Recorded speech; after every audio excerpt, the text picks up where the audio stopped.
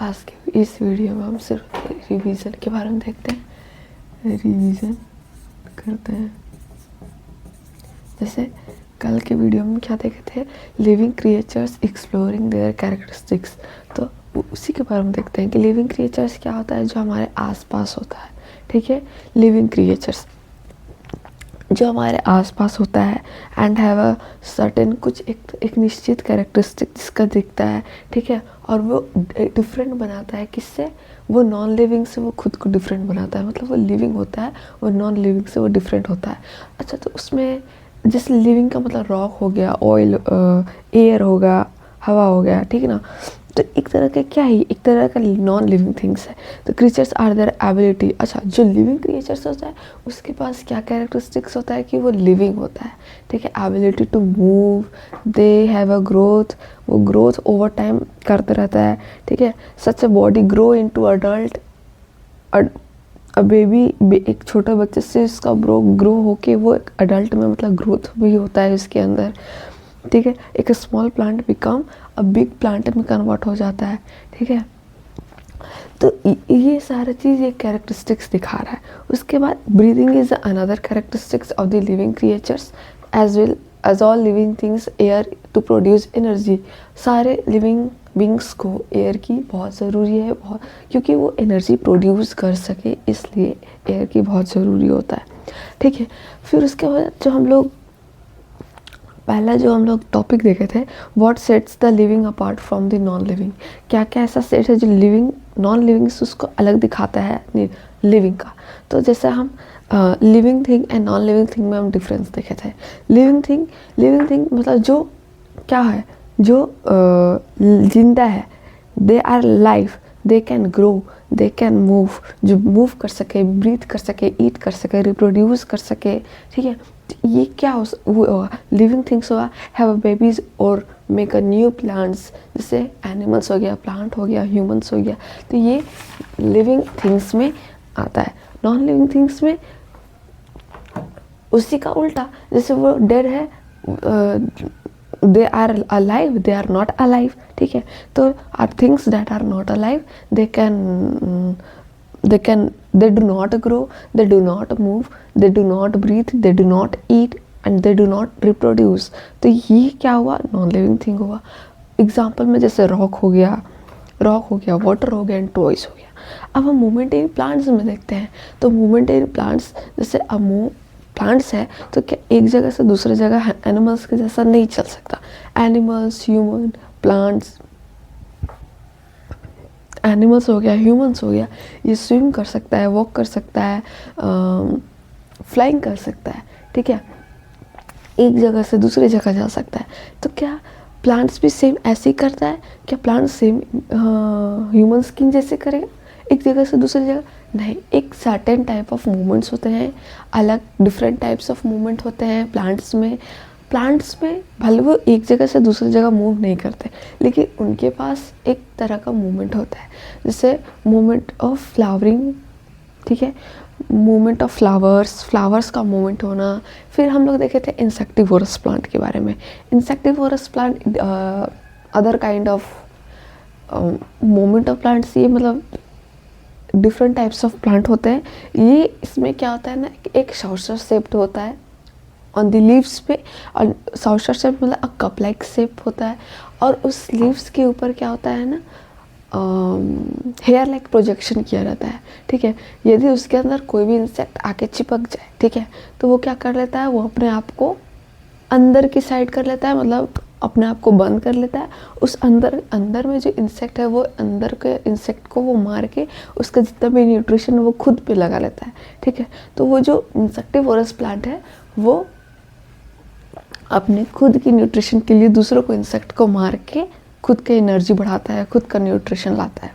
ठीक है, तो ये होगी इंसेक्टिवोरस प्लांट के बारे में। ठीक है, फिर इसका जैसे हम लोग एग्जाम्पल भी तो देखे थे, Drosera is an example of insectivorous plant. ठीक है, तो अब उसी के जैसा मूवमेंट ऑफ फ्लावर्स, यदि फ्लावर का भी मूवमेंट होता है। कैसे देखते हैं कि सूरज की ओर कोई फ्लावर्स अपना साइड सूरज की ओर कर लेता है। तो ये तरह का भी एक मूवमेंट होता है, इस तरह का भी एक मूवमेंट होता है। फिर अभी हम देखें ओपनिंग ऑफ फ्लावर्स का मूवमेंट, फिर इंसेक्टिवोरस प्लांट का हम लोग देखे थे कि the trapping of insect by insectivorous plant. तो ये जितने भी है वो मूवमेंट ऑफ प्लांट्स के बारे में बताया, ठीक है। फिर इसके बाद हम लोग ग्रोथ एंड न्यूट्रिशन के बारे में जानते हैं। तो ग्रोथ क्या होता है? Growth is a characteristics of living being involving increase in size में इंक्रीज लाता है। कॉम्प्लेक्सिटी का मतलब नेटवर्क लिंक्ड बनाता है। अब जैसे कोई ट्री है, प्लांट से वो ट्री में जा रहा है, तो वो ट्री क्या होता है कि जैसे वो बड़ा होते जाता है ना, तो वो अपने आप का ब्रांच बढ़ाते जाता है, लिंक्ड करते जाता है अलग अलग जो छोटे छोटे स्टीम से। तो वो क्या करता है, एक तरह का लिंक बना रहा है ना, तो एंड डेवलपमेंट करते रहता है, डेवलप्ड होते रहता है ओवर टाइम, ठीक है। तो ग्रोथ का काम क्या हुआ? जैसे अब हम ही इंसान है, ठीक है, ह्यूमंस में भी यही चीज़ होता है जैसे प्लांट्स में होता है। तो ह्यूमंस में क्या हो रहा है, पहले वो छोटा था, ठीक है, तो अब लिविंग बीइंग है, तो अब तो वो अपना दिखाएगा ना, इंक्रीज हो रहा है, हमारा बॉडी का साइज इंक्रीज हो रहा है, ठीक है। कॉम्प्लेक्सिटी मतलब हमारे बॉडी के अंदर लिंक्ड बन रहा है, नेटवर्क ऑफ लिंक्ड बन रहा है, हमारे बॉडी में डेवलपमेंट हो रहा है, ओवर टाइम चेंजेस आ रहे हैं हमारे बॉडी में। तो ये ग्रोथ हो रहा है। तो ग्रोथ में ये सब चीज़ होते रहता है। ये ह्यूमंस में भी होता है, एनिमल्स में भी होता है, प्लांट्स में भी होता है। अब हम न्यूट्रिशन का बात करें तो न्यूट्रिशन क्या होता है कि लिविंग बीइंग नीड फूड तो ज़रूरी है लिविंग बीइंग को, फॉर एनर्जी के लिए, फॉर ग्रोथ के लिए, for repair of our body के लिए, फॉर द मेंटेनेंस के लिए, maintenance of the body function, हमारे बॉडी का जो फंक्शन है उसको मेंटेन करने के लिए, हमारे बॉडी में कोई भी सेल डैमेज है तो उसको रिपेयर करने के लिए न्यूट्रिशन की तो ज़रूरी हो गई, एनर्जी की ज़रूरी होगी। तो वो न्यूट्रिशन, वो एनर्जी कहाँ से आएगा? फूड से ही आएगा। अब हम जैसे ब्रीथ एंड रेस्पिरेशन का बात करें तो ब्रीदिंग को क्या कहते हैं? Breathing is the process of inhaling and exhaling. जैसे हमारे आसपास एयर प्रेजेंट है, अब हम एयर को क्या कर रहे हैं? इनहेल कर रहे हैं। तो वो जैसे हम एयर को क्या कर रहे हैं, हम अपने बॉडी के अंदर ले रहे हैं, तो उसको हम इनहेल कर रहे हैं। उसके बाद हम अपने बॉडी से बाहर उसको भेज रहे हैं। अब हम जैसे बॉडी से बाहर उसको भेजें तो वो अब क्या हो रहा है? एक्सहेल हम कर रहे हैं। तो ये जो प्रोसेस हो रहा है इनहेलिंग और एक्सहेलिंग का इज कॉल्ड द ब्रीदिंग। अब हम रेस्पिरेशन का बात करें तो रेस्पिरेशन जो होता है ना हमारे बॉडी का, ये भी सेम है। Respiration is the same of the same breathing. तो रेस्पिरेशन को भी वही हम कहते हैं ब्रीदिंग। तो breathing is called a respiration, मतलब दोनों सेम ही है। तो हम इसको रेस्पिरेशन को डिफरेंट कैसे माने? तो जैसे हम लोग सांस लेते हैं तो ऑक्सीजन, जो हम लोग खाना खाते रहते हैं ना, खाना विच इज़ अ कार्बोहाइड्रेट, वो कार्बोहाइड्रेट ऑक्सीजन के प्रेजेंस में जैसे हम सांस लेते हैं तो हमारे आसपास क्या होता है? एयर में क्या है? ऑक्सीजन मिला हुआ है। हम लोग क्या इनहेल करते हैं, ऑक्सीजन इनहेल करते हैं। तो हमारे जो खाना होता है ना, वो यदि ऑक्सीजन उस कार्बोहाइड्रेट में प्रेजेंट, मतलब जो हमारे कार्बोहाइड्रेट होता है विच इज़ अ ग्लूकोज, अब वो क्या होता है? ऑक्सीजन के प्रेजेंस में वो ग्लूकोज टूट जाता है। ऑक्सीजन जैसे उसको मिला वो ग्लूकोज टूट जाता है। जैसे ग्लूकोज का फुल फॉर्म होता है C6H12O6, और उसमें हम ऑक्सीजन मिला दें, O2 मिला दें, तो वो क्या होता है? वो टूट जाता है, वो अलग अलग टूट जाता है, ठीक है। वो पानी में टूटेगा, कोई CO2 में टूटेगा, कोई ऑक्सीजन में टूटेगा, ऑक्सीजन में तो नहीं, मतलब जो CO2 में टूटता है, फिर H2O में टूटता है। तो ये एक वेस्ट मटेरियल में वो टूट जाता है। उसके बाद जो वेस्ट मटेरियल जैसे CO2 बच गया, ठीक है ना, वो क्या होता है? वो हम लोग एक्सेल आउट कर देते हैं। वही चीज़ हम लोग एक्सेल आउट करते हैं जो टूटता है, ठीक है। अब ये जो इतना जो प्रोसेस हुआ रेस्पिरेशन में, उसको हम रेस्पिरेशन कहते हैं। Breathing is different, respiration is different. तो हम लोग देख लेते हैं कि क्या क्या हम लोग कल के क्लास में पढ़े थे, विच is a living creatures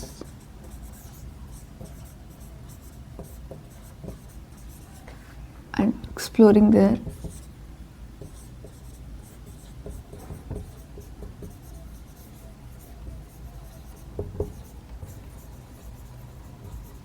characteristics।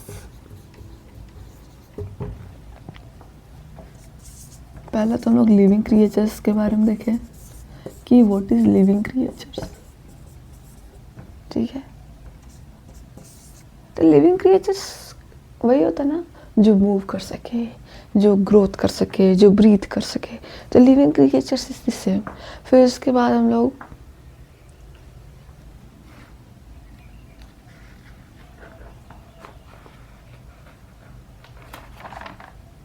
हाँ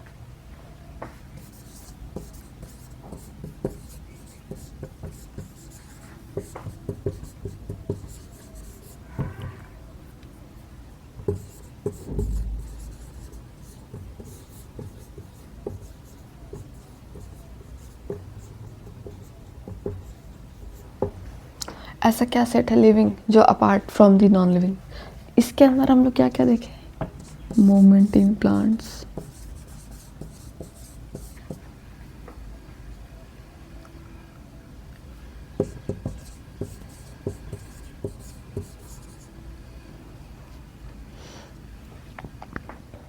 मूवमेंट इन प्लांट्स हो गया,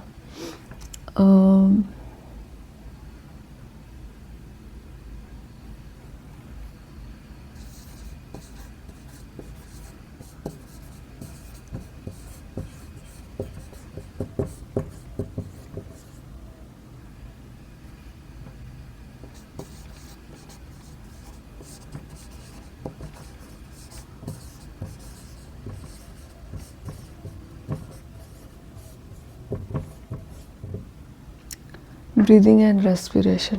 ठीक है, पहले तो हम लोग लिविंग एंड नॉन लिविंग के बारे में देखे थे, फिर उसके मोमेंट इन प्लांट्स देखे, फिर ग्रोथ न्यूट्रिशन देखे इन लिविंग बीइंग में, growth and nutrition in living being, moment in plants, growth and nutrition in living being.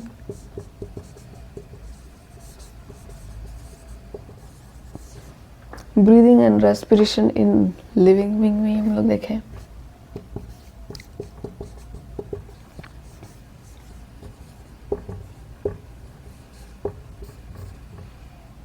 ठीक है, उसके बाद हम लोग जो देखे, ये तो हमारे क्लास 6 का रिवीजन हो। ठीक है, क्लास 6 चैप्टर 10 का रिवीजन हुआ। उसके बाद क्लास 11 का जो हम पहले पढ़ चुके हैं, which is a structural organization in animal का, उसका हम लोग जो टिश्यू पार्ट देखे थे। तो पहले तो हम लोग इसमें प्रॉपर्टी ऑफ एनिमल्स के बारे में जाने थे कि एनिमल्स का प्रॉपर्टी क्या क्या है। तो एनिमल्स का प्रॉपर्टी तो यही होता है ना, मल्टी सेल्यूलर होना चाहिए, होलोजोइक होना चाहिए, हेटरोट्रॉप्स होना चाहिए, they can show they can perform different functions like ये डाइजेशन कर सके, रेस्पिरेशन कर सके, रिप्रोडक्शन करे। ये सब क्या है, एक तरह का वो एबिलिटी दिखाता है जो मल्टी सेल्यूलर के पास होता है, जो एनिमल्स के पास प्रॉपर्टी होता है। अब सेम हम यूनिसेल्यूलर की बात करें जो सिंगल सेल से बना हुआ है। ठीक है, एनिमल्स तो मल्टी सेल्यूलर है, मतलब मेनी सेल से बना हुआ है, कॉम्प्लेक्सिटी है। और हम यूनिसेल्यूलर का बात करें तो यूनिसेल्यूलर के पास भी सेम चीज़ें होती हैं, ये वो भी यही काम करते हैं कि रेस्पिरेशन, डाइजेशन, रिप्रोडक्शन, ये भी वही चीज़ करता है। और हेल्प इन लेवर में भी काम करता है, डिवीजन ऑफ लेवर में भी काम करता है, but not a single cell. Single cell खुद है, वो अकेले ही काम करेगा, वो खुद ही डिवाइड भी हो जाएगा, वो खुद ही एक भी हो जाएगा, वो खुद ही डाइजेस्ट भी कर सकता है, वो खुद रेस्पिरेशन भी कर सकता है। ठीक है ना, तो ये कुछ नहीं कर सकता। मतलब जो मैनी सेल्स, जो मल्टी सेलुलर से बना हुआ है, वो डिवीजन ऑफ लेवर में करता है। जो सेल है, सेल को अलग अलग कामों में डिवाइड कर देता है। तो ये डिवीजन ऑफ सेल का बात हो गया। उसके बाद हम लोग टिश्यू के बारे में जानते हैं कि tissue is a group of cell. ठीक है, they have a matrix and show and what so and perform a special function. ठीक है, तो टिश्यू तो यही हो गया कि is a group of cell हो गया, और इसके पास दे हैव अ इंटरसेल्युलर नहीं, दे हैव अ मैट्रिक्स और a substance and perform specific function. ठीक है, इज कॉल्ड अ टिश्यू। उसके बाद हम लोग टाइप्स ऑफ टिश्यू के बारे में देखे थे, epithelial tissue, connective tissue, muscular tissue, neural tissue. तो एपिथेलियल टिश्यू क्या करता है, लाइनिंग एंड कवरिंग में, connective tissue support and linkage में। उसके बाद हम लोग क्या देखे थे, ये muscular tissue locomotion and movement में, न्यूरल कंट्रोल एंड कोऑर्डिनेशन में, ठीक है। उसके बाद हम लोग जो देखते हैं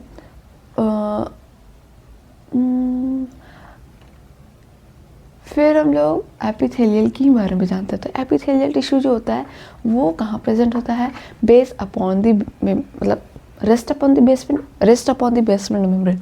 जो एपिथेलियल टिश्यू है, ठीक है, वो किसके ऊपर रेस्ट करता है, बेसमेंट के ऊपर रेस्ट करता है एपिथेलियम टिश्यू, ठीक है। और इसके बारे में हम क्या बताएं कि ये अवस्कुलर होता है, मतलब इसके पास ब्लड वेसल्स नहीं होते हैं, ठीक है। They have a little intercellular matrix, बहुत कॉम्पैक्टली पैक्ड होते हैं। They closely packed, have a little intercellular matrix, have a little space between the cells के बीच में। क्यों? अब यदि स्पेस कम है तो ऑफ कोर्स इंटरसेल्युलर मैट्रिक्स भी कम ही होते हैं, ठीक है। उसके बाद इसके नीचे मतलब एपिथेलियल के नीचे क्या प्रेजेंट होता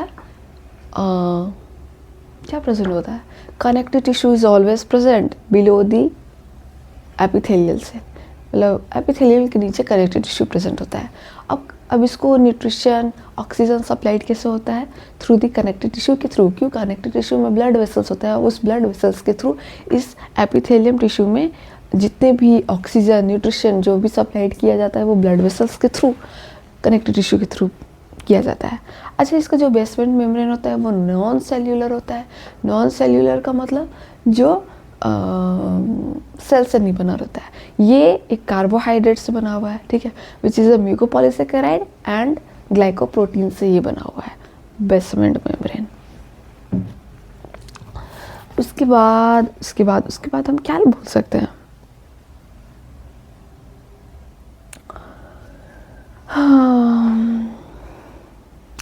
ये तो ठीक है।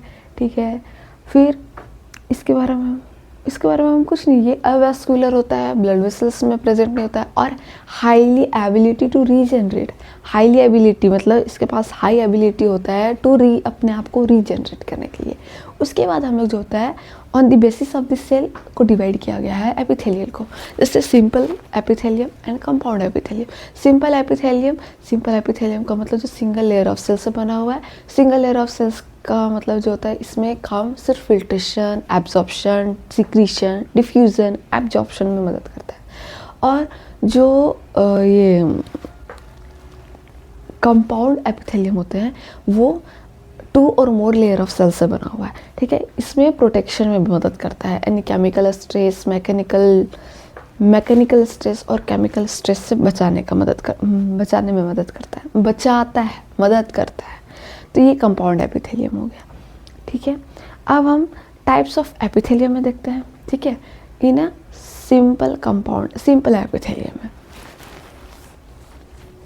तो स्क्वैमस एपिथेलियम को हम क्या कहते हैं, ये इरेगुलर शेप्ड का होता है, सेंटर में न्यूक्लियस प्रेजेंट होता है। पेमेंट एपिथेलियम इसको बोलते हैं, टेसलेटेड एपिथेलियम इसको बोलते हैं, ठीक है, because the appearance of this cell is the tiles like, ठीक है, इसलिए। और इसको हम क्या, ये secretion, absorption, filtration, air sac of the lungs में, एल्विलाई इन लंग्स में प्रेजेंट होता है। अब हम क्यूबाइडल एपिथेलियम या कॉलमनार एपिथेलियम की बात करें तो ये क्या काम करता है, ये तो क्यूब लाइक स्ट्रक्चर हो गया, क्यूब के जैसा हो गया, और कॉलमनार कॉलम लाइक का जैसा बन गया। इसका जो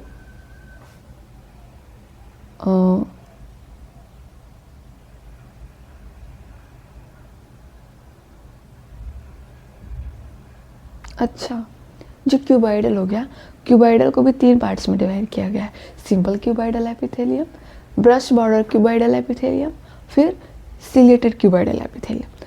तो ये जो क्या इसको बोलता है,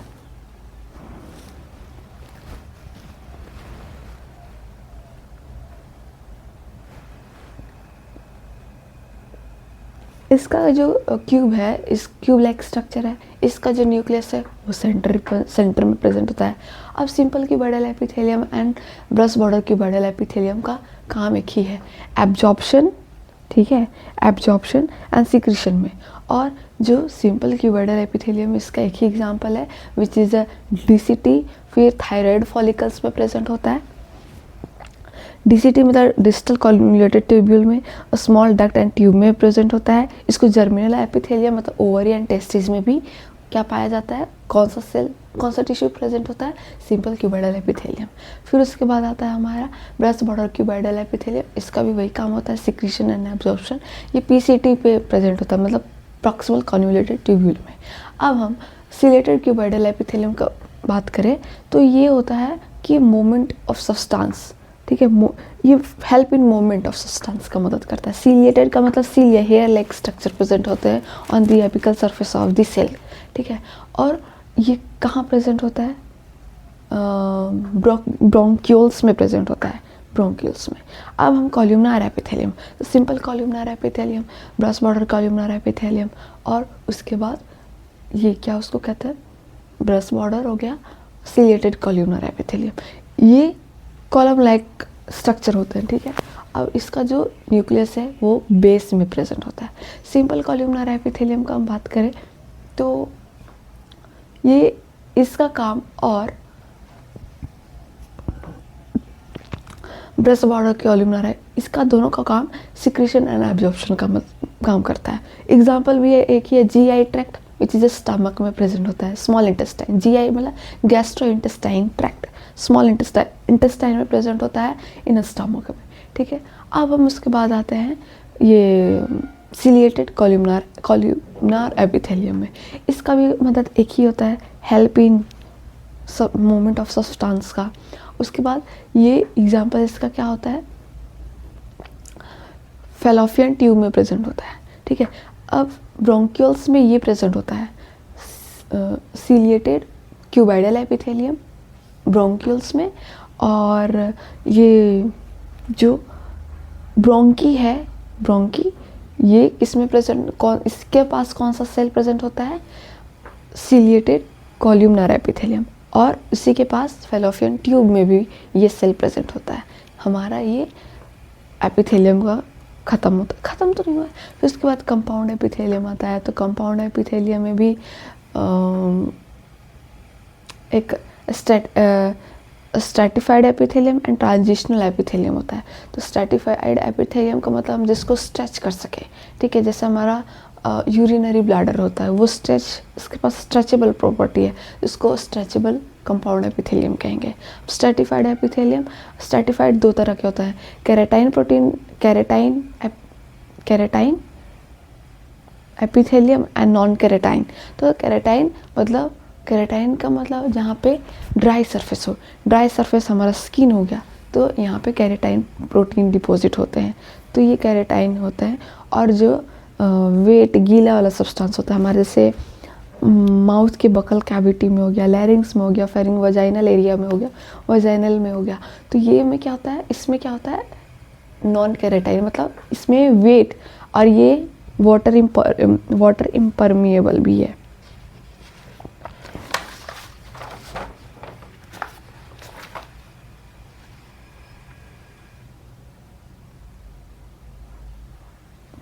वाटर इम्परमिएबल भी होता है ये।